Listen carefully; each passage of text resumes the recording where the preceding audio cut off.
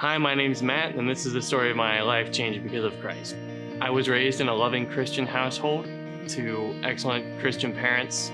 When I finally moved out, I had the freedom to do whatever I want, so I feel I'm accountable to myself for everything that happened. When I moved out, I was gainfully employed and had a good job, and I lived kind of like a king. I could have whatever I wanted. I didn't deny myself any pleasure. I was living in bachelor bliss.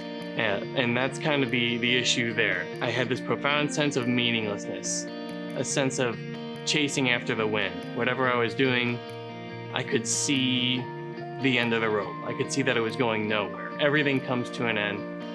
And that's the way I felt about my life, as happy as I was. I was living a happy life, but I was also living in secret sin. And that's really the crux of the issue.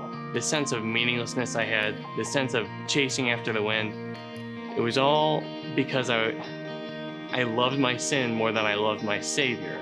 When I was doing whatever I wanted, probably the worst things I was doing, the most sinful things I was doing was watching porn and participating in sexual impurity. How can you go to your Lord and Savior? How can you go to your God? How can you go to your Creator, like blatantly committing sexual impurity like that? I could not do it in good conscience, and this was the wedge I had between myself and God. So I lived this way for a while, until finally I came to the Bridge, where I joined a life group. And in this life group there were other men who had similar histories with pornography, and they confessed theirs, and that encouraged me to confess mine. They held me accountable to getting better, and over time, by God's grace, I got better. Now I feel I can come to God and ask Him to guide my life, and I feel I can accept in good conscience the freely offered gift of grace that He wants to give me and wants to give everyone.